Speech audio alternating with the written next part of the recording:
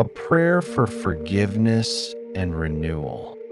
Lord Jesus, I come to you with a humble heart.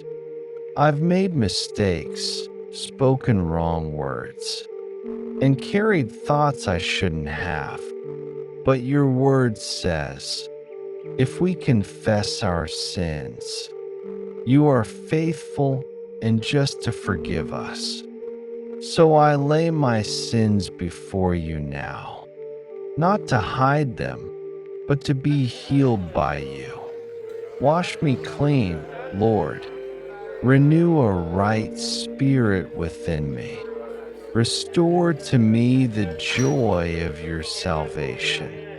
Thank you for your mercy that never runs out, and your grace that covers even my deepest failures.